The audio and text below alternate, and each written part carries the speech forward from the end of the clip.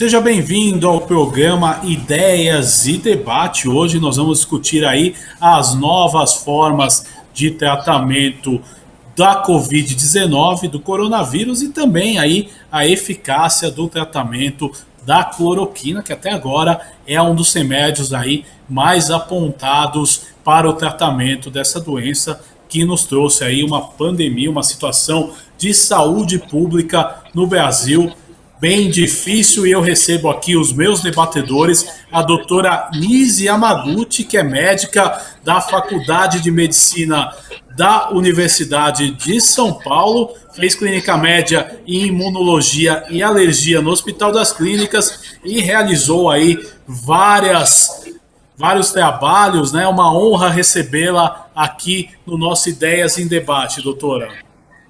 É um prazer enorme, eu acho que esse tema é absolutamente necessário, o debate ele é muito bem-vindo e estamos aqui à disposição para trazermos o conhecimento que a ciência tem para nos oferecer e também os aspectos práticos que são tão importantes no enfrentamento dessa pandemia.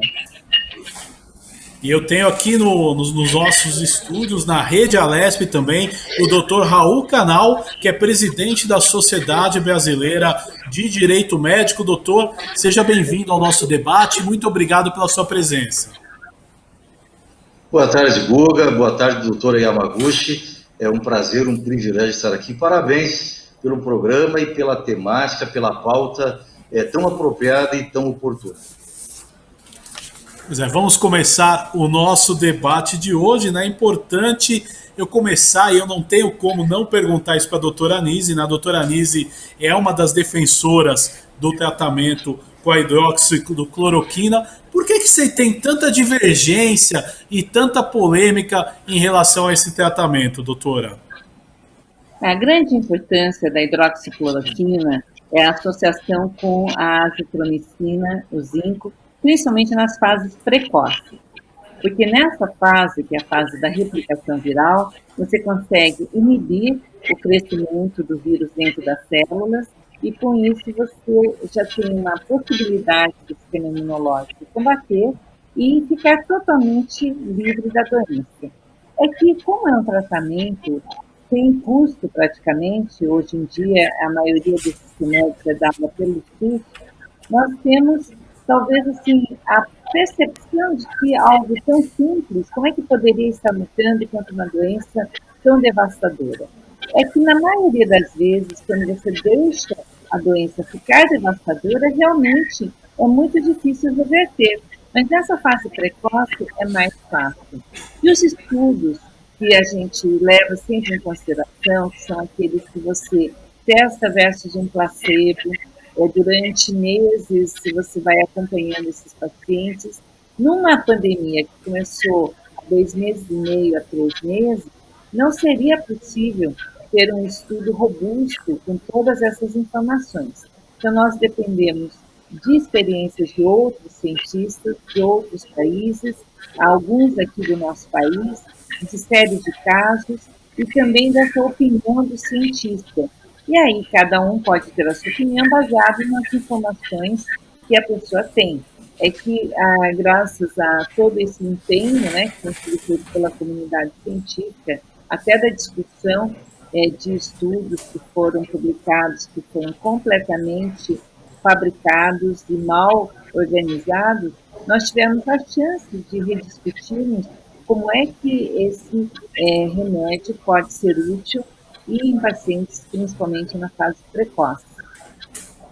Pois é, doutora, nós vamos entrar no assunto, né, mais específico durante o programa, mas eu quero a primeira participação do doutor Raul Canal. Eu quero saber como é que a visão, né, da Sociedade Brasileira de Direito Médico em relação a esses novos tratamentos, e eu vou especificamente lhe perguntar em relação à hidroxicloroquina e à cloroquina. Perfeito, Guga. Você sabe que eu sou advogado, não sou médico, mas Sim. convivo nesse meio médico, nessa polêmica toda, nessas discussões todas, né?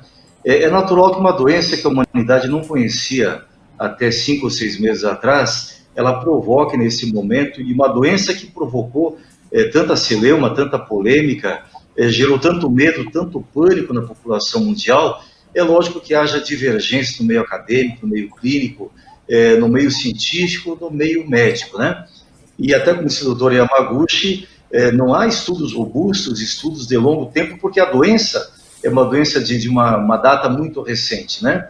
Mas o problema que se instalou no Brasil e até no mundo, que se politizou e se polarizou essa discussão, né? Quem anunciou isso? No Brasil ficou conhecido como a pílula do Bolsonaro, por exemplo. Aí quem era de uma linha divergente a dele passou a combater o tratamento, combater o medicamento, combater até os estudos, por não ter sido outra autoridade, outro ente político, outro player do mundo político a ter anunciado isso. Isso é uma infelicidade, porque a humanidade perde, o Brasil perde, a população perde, a saúde pública perde.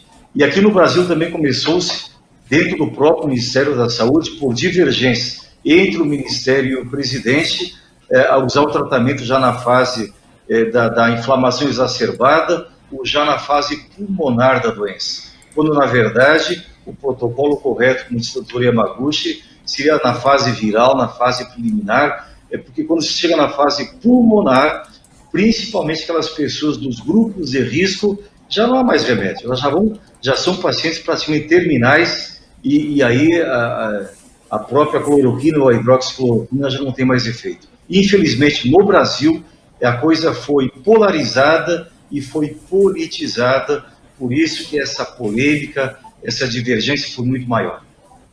Eu acho que Agora, hoje, só uma coisinha, né, com relação a essa fase mais avançada, houve hoje o lançamento de uma questão com a dexametasona, que é um anti-inflamatório, é um corticoide, que está mostrando um efeito bastante eficiente nessa fase, antes de chegar a uma inflamação tão grande. Eu só queria acrescentar uma coisa importante com relação a essa questão da politização, é que o Conselho Federal de Medicina, ele pôde passar uma régua nisso.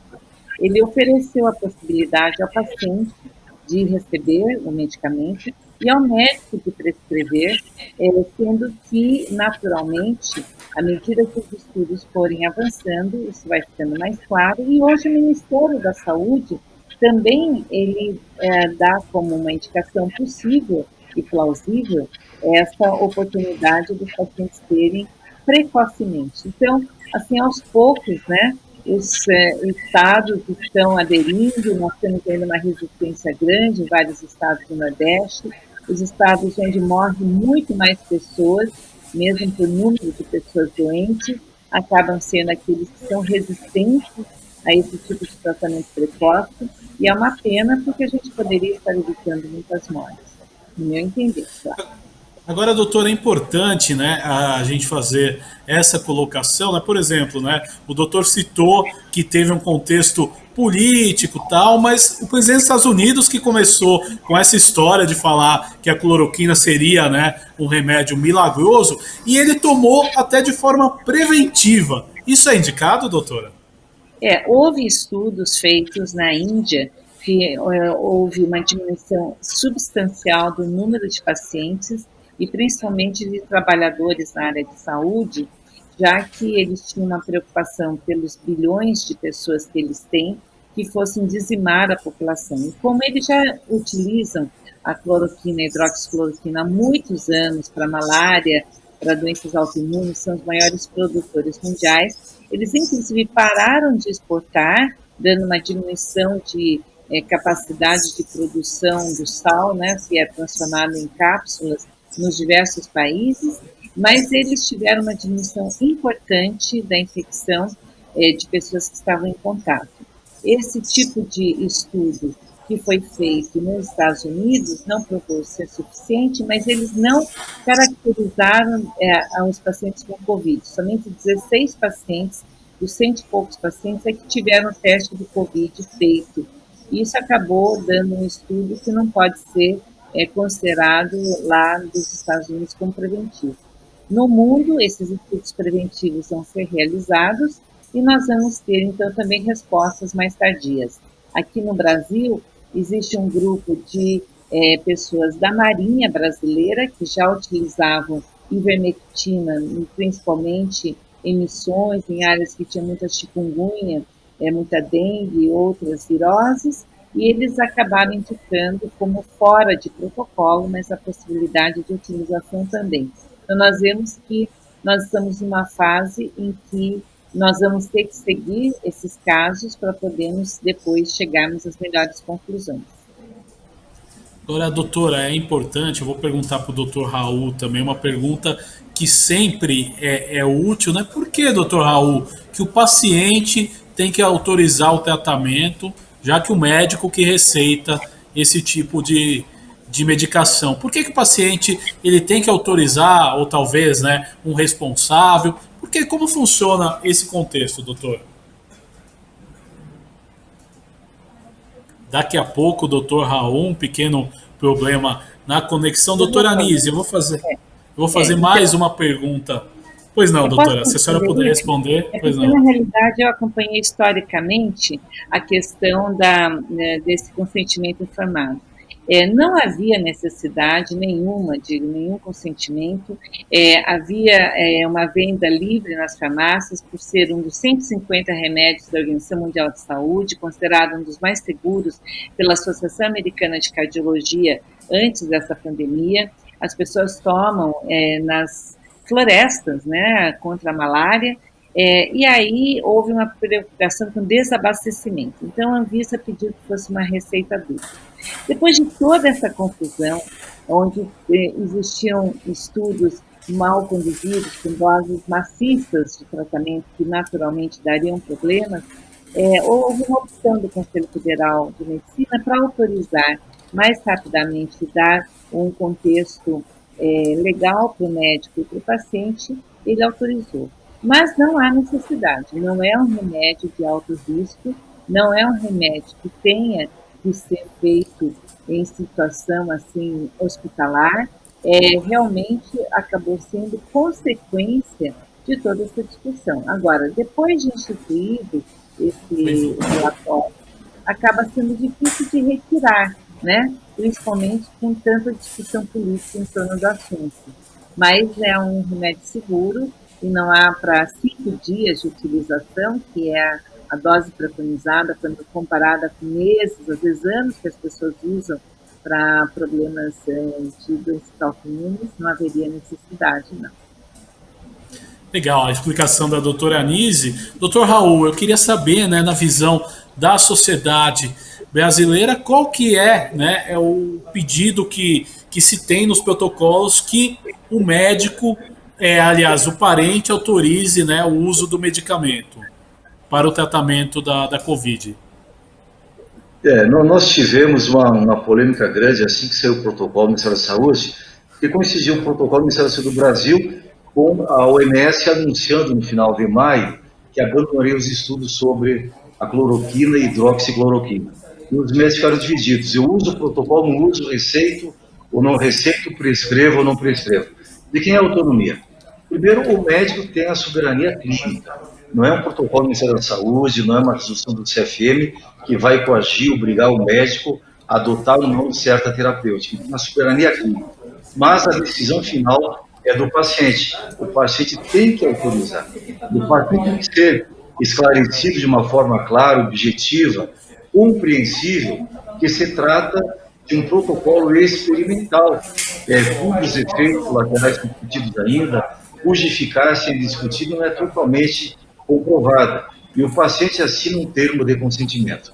Se o paciente for incapaz, por ser menor de idade, por ter algum distúrbio mental, por estar inconsciente ou qualquer outra coisa na qual ele não exerça a sua em plenitude, as suas capacidades mentais, o seu responsável legal deve autorizar. E deve autorizar de uma forma expressa, isso orientamos ao médico, colha o consentimento expresso, assinatura por escrito, de que está autorizando aquele tratamento e de que tem consciência de que trata-se de um protocolo experimental sem uma eficácia totalmente comprovada e que tem ainda divergências no meio clínico, no meio acadêmico e no meio científico.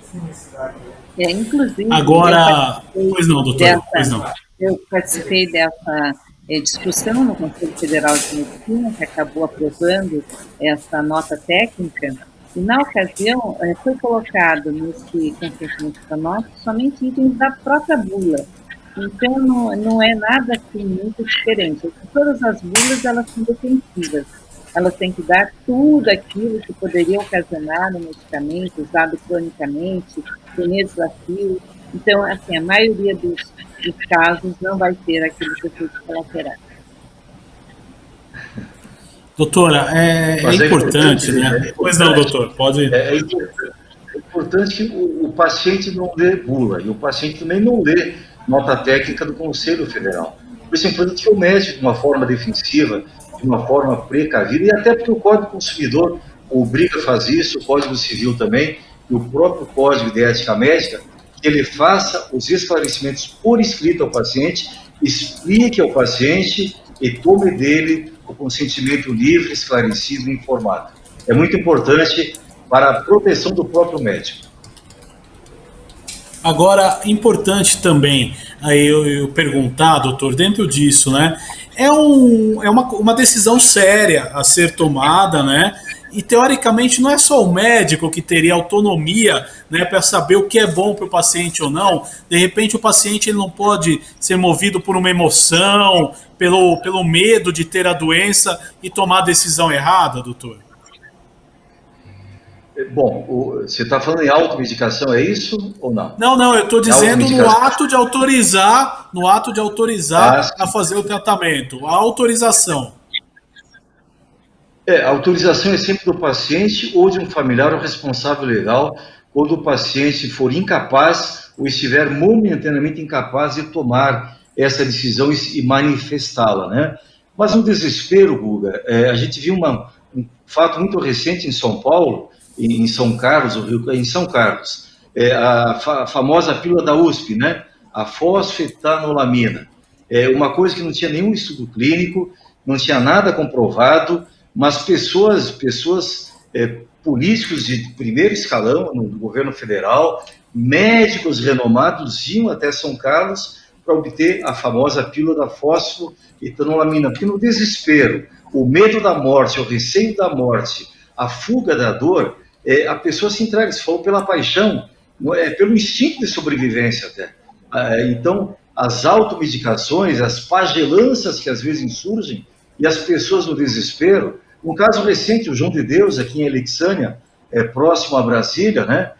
Quantas pessoas do exterior, inclusive, pessoas altamente esclarecidas, pessoas de nível social altíssimo, indo se submeter àqueles tratamentos, aquelas pagelanças, aquele curandeirismo. Então, quando a dor dói na própria carne, no próprio espírito, e o receio da morte, o receio de perder a vida, ou perder um ente querido, as pessoas, infelizmente, às vezes, vão para a automedicação. Mas mesmo quando no tratamento médico, a última decisão sempre é do paciente, ou do seu responsável legal, caso ele seja incapaz. Mas eu acho que talvez a sua pergunta, quando o paciente quer o tratamento e o médico não tem um convencimento científico de que aquele medicamento é eficaz, o médico não está obrigado a prescrever. O médico orienta para outro profissional. Ele não é obrigado a prescrever ao paciente uma medicação cuja eficácia ele não concorde ou não conheça, simplesmente porque o paciente o exige. O paciente não pode exigir do médico. O médico não está obrigado também a seguir o protocolo ou fazer aquela prescrição. Agora eu acho que claro? somente a gente caracterizar que existem, com relação à hidroxicloroquina, muitos estudos. É um remédio que tem mais de 20 bilhões de doses que já foram administradas no mundo inteiro. Foi considerado um dos remédios seguros para a utilização até a nível crônico. Os estudos feitos com hidroxicloroquina, azitromicina e zinco têm mais de milhares de pacientes, com centenas de pacientes recuperados. Agora, no Brasil, nós já temos também muitos casos de resposta e de diminuição de internação em UTI, etc. Então, assim, nós estamos numa fase bastante avançada de coleta de informações e eu acredito que estudos que estão sendo feitos agora, daqui a alguns meses vão dar resultado, mas o que nós já temos já configura uma quantidade de informação de segurança bastante sólida. Então, é bastante diferente dessas duas situações que foram citadas, à guisa de exemplo, mas eu acho que o paciente que não se sente atendido por um médico, ele procura outra opinião, é o direito também do paciente de buscar atendimento, assim como existe um problema hoje de gestores de saúde que confiscaram os remédios dos postos de saúde e também um desabastecimento das farmácias. Isso tem que ser resolvido para que haja essa liberdade, tanto de prescrição quanto de recebimento das medicações, quando necessárias, e são situações emergenciais. Muitas vezes não dá tempo de ficar esperando muitos dias. Agora, eu posso fazer uma provocação? Pois não, claro. Queria fazer uma provocação do Yamaguchi. Será que o grande problema da cloroquina e da hidroxicloroquina não seja o seu preço muito barato, que o seu concorrente americano, o tratamento custa 4.000 vezes mais? Talvez não seja esse o grande provocador dessa discussão, dessa celeuma, o preço muito barato desse tratamento? Olha, realmente ele é bastante acessível, assim como agora a dexametasona é bastante acessível, né? Essa discussão sempre existe, porque realmente acabou havendo, em alguns momentos, alguns participantes do conselho, tanto do Instituto Nacional de Saúde dos Estados Unidos quanto do FDA, que tinham conflito de interesse.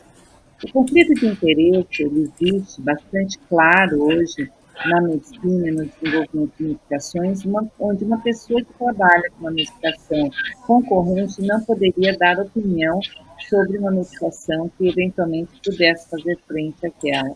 Então, isso está sendo discutido, esse estudo que foi feito no Lancet, com 96 mil pacientes, e se mostrou uma base de dados falsa, assinada por professores da Harvard, com um nítido vínculo com indústrias que estavam desenvolvendo medicações, foi um escândalo mundial.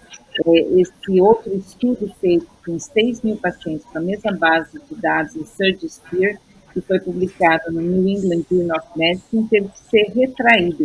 Isso nunca aconteceu em situações anteriores, e no meio de uma pandemia acontecer esse tipo de informação, que inclusive deu margem a ações no Supremo Tribunal Federal para cancelar o uso da hidroxicloroquina no Brasil, no Ministério Público Federal, na Procuradoria, foi assim um assinte em relação aos que os pacientes estão deixando de receber, o medo que se instaurou nos pacientes de que pudessem fazer mal, quando isso não é verdade, a dificuldade que isso criou para o sistema público de saúde. Então, eu acho que esse tipo de coisa realmente tem que ser coibida, a transparência em todos os níveis da ciência precisa ocorrer, tanto é que a Organização Mundial de Saúde teve que voltar atrás num ato vergonhoso que foi retirar dos estudos, e o outro foi voltar atrás porque eles tiveram que admitir que os estudos nos quais eles estavam se baseando foram totalmente fabricados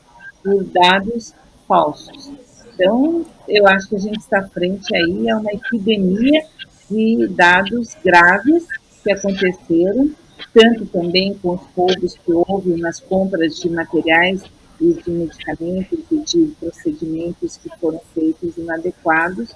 Eu acho que a gente deveria assim, primar pela ética e pela preocupação em suma com o paciente, com a família, com todas essas mortes desnecessárias que estão ocorrendo no Brasil por uma falta de fluxo adequado do paciente e ele não ter acesso a tratamento precoce. Agora, doutora, é importante, né, até porque a gente tem a obrigação de esclarecer a população, né, doutora? Qual que é o procedimento? O paciente chega no seu consultório, qual que é o ideal do tratamento, né, do coronavírus? Para quem apresenta os primeiros sintomas, é legal que a gente explique aí de forma didática. Então, você citou que no próprio Ministério da Saúde, no início, em outras gestões, havia uma discrepância entre a informação que o paciente recebia todos os dias. Ele recebia a informação, fique em casa, não vá para o médico, não procure o serviço se você tiver sintomas. Isso está completamente inadequado e foi corrigido essa semana pelo novo ministro da Saúde e o seu corpo técnico. Existe uma necessidade de que sim procure aos primeiros sintomas, quando tiver os sintomas gripais, quando tiver nariz correndo, quando tiver falta de sensibilidade olfativa, ou falta de percepção de gustação entre salgado e doce. Quando a pessoa começa a tossir, em geral, ela já tem 25% a 50% de comprometimento do pulmão, e nem sempre o raio-x vai dar o quadro. Então, é realmente nos primeiros sintomas, procurar um posto de saúde, um posto de triagem, para imediatamente procurar receber as medicações, é o ideal.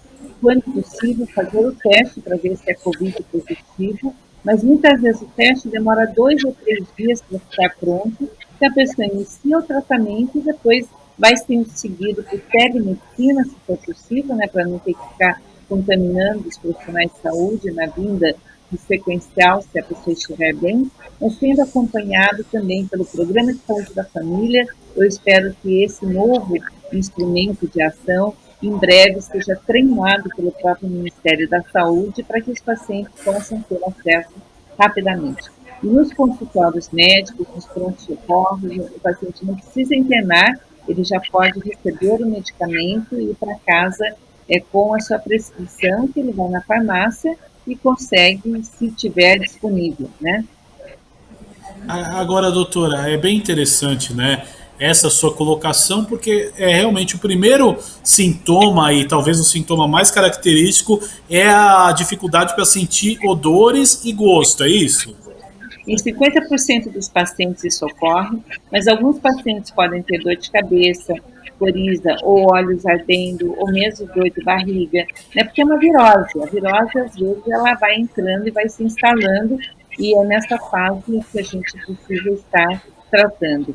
Mas existe, às vezes, uma certa resistência. Por exemplo, o Bruno Covas, nesse momento, ele está tomando somente antibióticos, sendo que ele tem uma doença de base e, eventualmente, poderia estar se beneficiando de um tratamento com hidroxicloroquina também, mas ele está sendo seguido pela sua equipe e, certamente, se eles acharem necessário, ele vai receber os outros tratamentos. A gente não sabe quais são os outros problemas clínicos que ele tem, mas é uma coisa que vai de determinação das características do paciente, das características dos médicos, da estrutura de medicina, mas o ideal é o tratamento ambulatorial, a pessoa não necessariamente precisa internar, e é isso que previne até que haja uma exaustão do sistema de saúde, que fica sem respiradores suficientes, que tem que tomar decisões difíceis sobre quem intubar, quem levar para a UTI ou quem deixar no quarto. Então, isso é muito grave quando isso ocorre. Nós vimos que, por exemplo, quando Manaus assumiu esse protocolo precoce, o Pará assumiu esse protocolo precoce, diminuiu drasticamente o número de pacientes que procuravam as UTIs, Piauí também, em algumas cidades. Então, aqui em São Paulo, alguns convênios médicos, aqui nós temos um problema que os pacientes que têm acesso a convênios médicos estão recebendo, e nem sempre o paciente do SUS, principalmente das favelas, das comunidades, esses estão desatendidos. Não existe isolamento possível para um paciente que more dentro de uma comunidade, que tenha 6 a 8 pessoas por quarto. Essas pessoas precisam ser tratadas aos primeiros sintomas com urgência. Essa é a minha conduta. Eu cheguei a conversar já com a Secretaria de Saúde do município de São Paulo, e eu espero que em breve nós tenhamos essa oportunidade também para os pacientes aqui do estado de São Paulo. Agora, doutora, é importante, né, a gente esclarecer a população. Muita gente, às vezes, vai fazer um teste de controle numa empresa tal, e aparece, né, com o coronavírus, só que a pessoa é assintomática, e muita gente tem confundido isso. O fato de eu ser assintomático, eu preciso de tratamento, sim ou não? Essa é uma discussão ainda maior do que aquela que é o tratamento precoce. O paciente assintomático parece que ele não contamina tanto, isso é o que a OMS falou, mas ele contamina sim. Então, muitas vezes, esse assintomático, ele acaba depois tendo problemas respiratórios, ou até cerebrais, ou até outros problemas renais, ou de circulação. Então, de uma maneira geral, se o paciente tiver detecção precoce, é uma tarefa você discutir se ele vai tratar ou não, ou se vai ficar somente observação, porque alguns desses pacientes ficam carregando o vírus e disseminando. Então, assim, teoricamente, haveria um benefício dele eliminar o vírus mais rapidamente, que é o que ocorre quando utiliza essa estratégia de tratamento. Nós temos agora um estudo que vai responder a isso, que é hidroxicloroquina versus placebo, que o Hospital Alemão Oswaldo Cruz está fazendo, juntamente com uma equipe nacional, e onde 1.000 pacientes vão receber a hidroxicloroquina, 1.000 pacientes vão receber, e vão ver se a quantidade de carga viral muda. Em alguns estudos já feitos anteriormente, a carga viral muda rapidamente, diminui bastante a quantidade de vírus no sangue, certamente o sistema imunológico consegue atacar melhor quando você utiliza também nesses casos com pouca sintomatologia. Mas esse é um dado que ainda fica na descrição do médico e do paciente. Doutor Raul, o senhor tem recebido muitas consultas na associação, na sociedade, em relação aos tratamentos. Como vocês têm se posicionado em relação a isso? A nossa maior demanda aqui são os próprios profissionais médicos, nas dúvidas, incertezas, inquietudes que eles têm face a essa desinformação, informações controversas, né? A doutora mesmo falou agora da questão da OMS, e eu disse esses dias que a frase de Sócrates, só sei que nada sei, deve ser atribuída agora à OMS, né? Em questão de uma semana, duas, mudar totalmente de opinião, mudar totalmente de conceito em relação ao que entendeu anteriormente. Se a maior autoridade mundial em saúde tem essa divergência, tem essa mudança comportamental no entendimento, imagina o médico estar lá no interior da Paraíba, no interior do Amazonas, no interior do Pará, no interior do Piauí. O receio dele de adotar certa conduta terapêutica e depois ser penalizado, ser apenado por isso. Então, diariamente, nós temos recebido demandas de médicos, sobretudo dos municípios mais longínquos, dos rincões mais distantes das capitais. E não é apenas sobre isso, Bruno, é a questão do equipamento de proteção individual, hospitais que não oferecem as mínimas condições, hospitais onde no próprio posto de saúde, UPAs, onde a aglomeração acontece na própria UPA, no próprio posto de saúde, e nem os pacientes têm acesso à máscara, e muitas vezes a equipe administrativa do hospital não dispõe de uma simples máscara respiratória. Um equipamento tão barato quanto esse, e a sua ausência, a sua falta, colocando em risco essas vidas humanas. Então, nós temos trabalhado aqui muito mais agora no isolamento do que antes dele, devido a essas aflições, essas inquietudes, essas inseguranças a que os profissionais de saúde estão expostos, sobretudo nos rincões no interior mais longínquo do Brasil. Acho que foi por isso que o Ministério da Saúde se preocupou em estabelecer esses protocolos precoces para dar informação mais precisa também sobre uma orientação, né? Mesmo que haja tantos estudos, nem sempre as pessoas conseguem seguir a densidade e a sutileza, né? Porque imagina, se os estudos foram feitos fabricados para mostrar que a hidroxicloroquina era tóxica, quem tinha interesse de fazer isso foi muito elaborado para publicar na revista Lancet, que era uma das melhores do mundo, ou a outra que publicou que os remédios para pressão alta não tem problema, mesmo quando inibem o receptor do mesmo vírus, né, o ACE2, que é o receptor do vírus. Então, nós sabemos que é muito importante isso que o senhor citou, que é a importância que é você orientar adequadamente. Agora, a OMS foi um problema muito sério, porque ela demorou para detectar que era uma pandemia, falou no início que não passava de animais para seres humanos, depois que não passava de seres humanos para seres humanos, depois que não precisava usar máscara, depois que não era algo que se pegasse por viagem, podia viajar. Então, foi uma coisa gravíssima o que aconteceu no mundo durante essa pandemia, com essas desinformações. E assim, houve o Ano Novo Chinês, no Brasil houve o Carnaval, momentos graves de disseminação do coronavírus por toda uma população e assim uma falta de orientação brutal, e aí esse grau de desinformações com relação à hidroxicloroquina também no atendimento aí dos pacientes precoces. Então, eu acho que nós estamos frente a uma nova determinação que a ciência tem que ser considerada nesse momento. Agora, é importante, né, doutora, a gente esclarecer sempre. Uma hora a OMS fala, não, pode usar a hidróxido. Outra hora, não, não é aconselhável. Aí volta atrás, depois pode de novo. O Ministério da Saúde lança um protocolo que pode. Secretaria de Estado fala, olha, deixamos a decisão com cada médico, não vamos ter um protocolo. Como fica a cabeça do paciente que vive esse momento difícil de pandemia e ainda tem que pensar nesse monte de informações, né, que eu acredito que também se mistura em fake news no meio dessas conversas, né?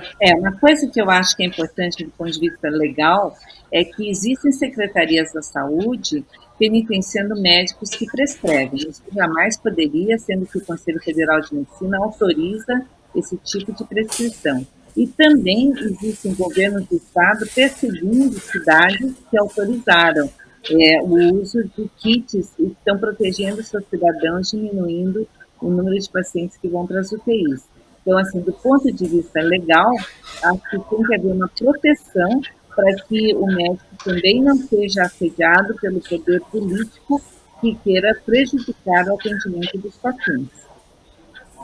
Agora a senhora mesmo mencionou, né, que a pessoa quando começa a tossir, de repente, já tem cerca de 25% do seu pulmão comprometido. E a orientação de início era essa: espere ter sintomas como febre, tosse, etc. e tal. O paciente que chega nesse estágio, quais as chances dele? Desculpa até de evoluir, ir para a UTI para um caso grave.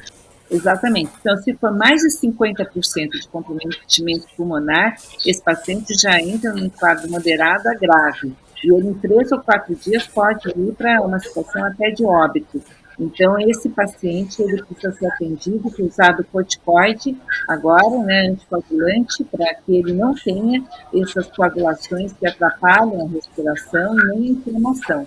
Então, agora, esse tipo de paciente é atendido mais rapidamente. Na França, morreram 10 mil pacientes esperando em casa ficarem graves para irem. No Brasil também aconteceu isso e ainda acontece em alguns lugares. Então, eu acho que é esse o ponto, que essa informação que nós estamos passando aqui pode salvar muitas vidas. E a gente vai trabalhar bastante para trazer uma informação fidedigna, científica e adequada para os pacientes e familiares. Doutor Raul, essa informação que a doutora Anice trouxe, que alguns médicos têm sofrido aí, né, uma certa pressão até das secretarias de saúde. Como fica, né, na visão do direito, tudo isso? Bom, veja bem, eu falei anteriormente que o médico tem a soberania clínica. Então, o secretário de saúde, o prefeito, o governador, não podem impor condutas ao médico. Ele tem a soberania clínica. Ele tem hoje uma autorização científica do seu órgão regulador, uma autarquia federal, que é a última palavra em medicina no Brasil. Ele tem um protocolo do Ministério da Saúde, que é a maior autoridade administrativa em saúde no Brasil. Então, ele não pode se sujeitar, ele deve denunciar a todos os órgãos. Se o secretário de saúde for médico, cabe até uma representação ética contra ele no respectivo conselho regional, se ele for médico, entendeu? Se não for médico, é Ministério Público, outras autoridades, o médico não pode se calar, ele não pode vergar a coluna perante uma autoridade administrativa local que contrarie a soberania clínica dele.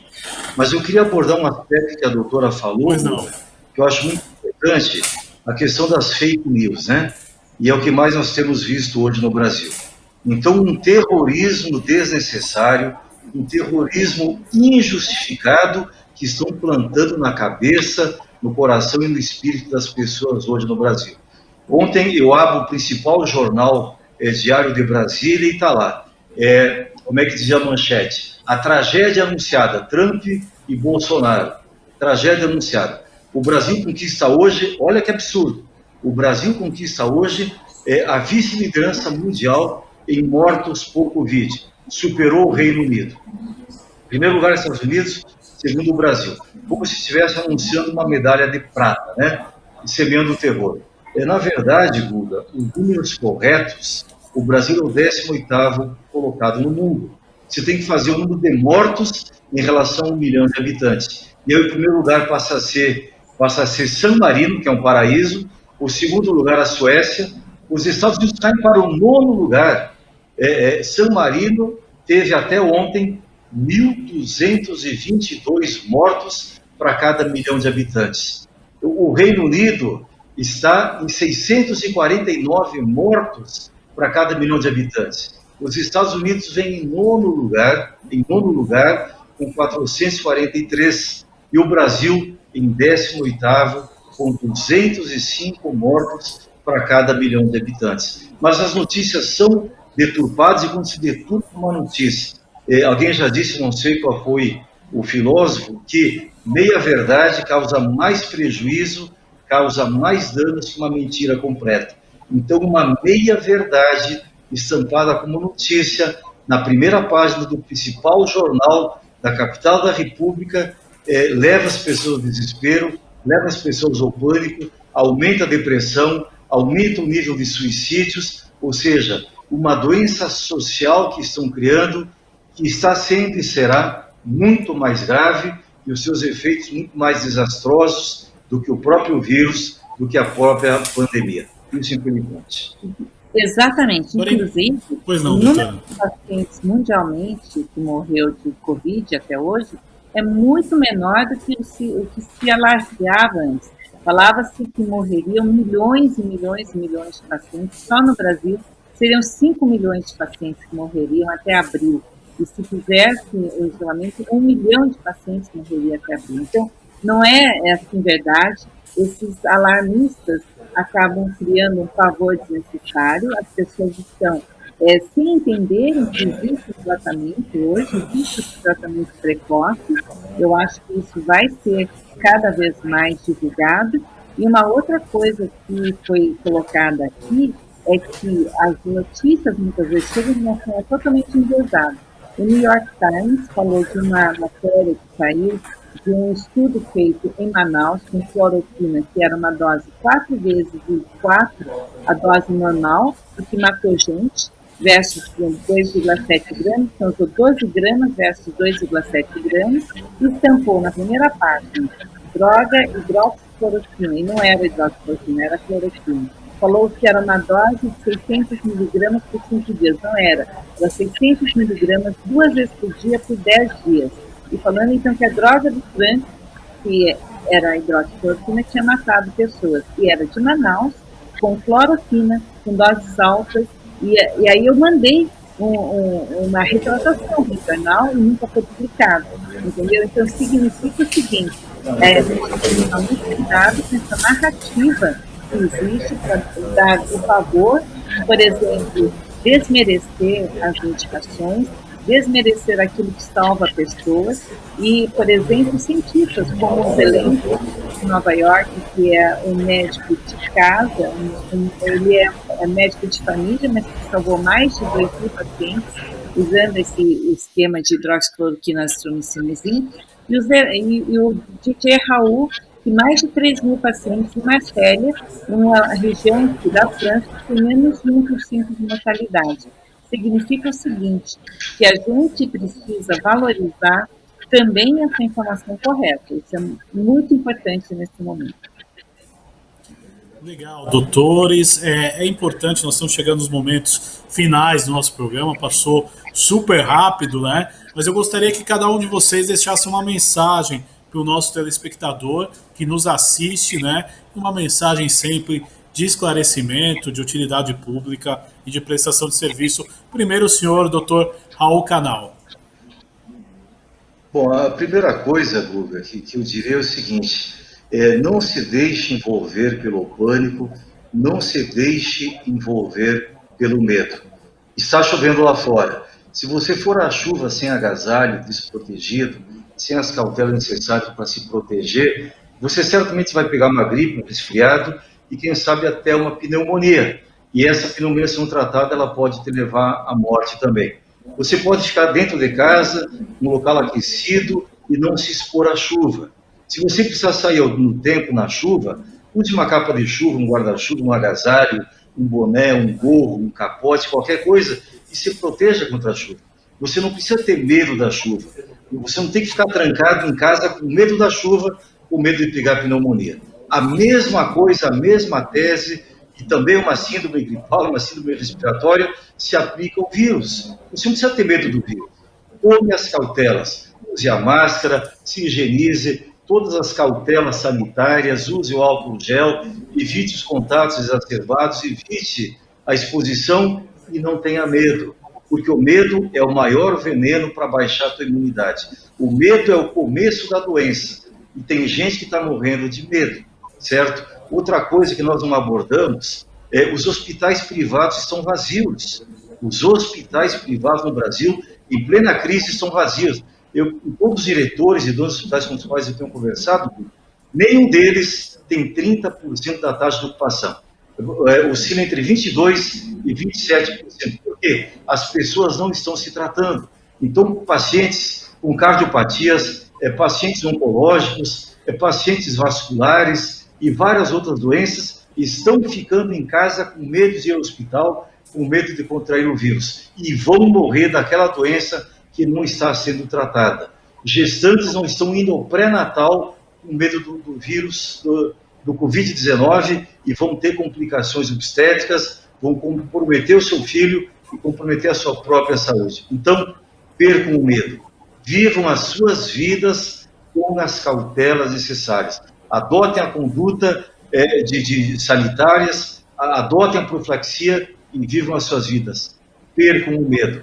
O vírus chegou, esse vírus, o coronavírus, tem pelo menos 1.700 primos idênticos a ele no mundo. Tem 1.700 coronas diferentes. Então virá o Covid-20, o 21, o 22 e assim por diante. Temos que conviver com o vírus, como a humanidade sempre conviveu com os vírus que antecederam. Apenas adotem cautelas e percam o medo. Obrigado, doutor Raul Canal. Doutora Anísia, seu destaque final. E tratem precocemente. E eu acho também que a gente tem que utilizar mais os direitos, né? Por exemplo, nós temos no Diário Oficial da semana retrasada uma nota dizendo que não se pode mais usar hidroxicloroquina baseado no estudo do Lancet. Esse Diário Oficial não foi derrubado. Então, é muito importante que a Alesp, como Casa das Leis do Estado de São Paulo, reveja essa nota técnica do Diário Oficial. Cada vez mais é a cidadania que tem que se fazer presente, a governança, a transparência e a educação do cidadão para que ele possa ter consciência dos seus direitos e fazer valer a sua necessidade de ser bem atendido. Eu acho que, sem dúvida alguma, a informação correta, transparente e eficiente vai fazer toda a diferença, e é por isso que a gente também vem apoiando as medidas do Ministério da Saúde que buscam esse tipo de informação correta para os pacientes do Brasil. Muito obrigada e parabéns aí pela TV Alesp. Doutora Anísia, muito obrigado. Doutor Raul, muito obrigado pela participação. Esse foi o programa Ideias e Debates de hoje. Conversamos aí sobre novos tratamentos para o coronavírus e o uso da hidroxicloroquina e da cloroquina. Você pode ver e rever este e outros programas em nosso canal no YouTube. Até nosso próximo encontro. Valeu!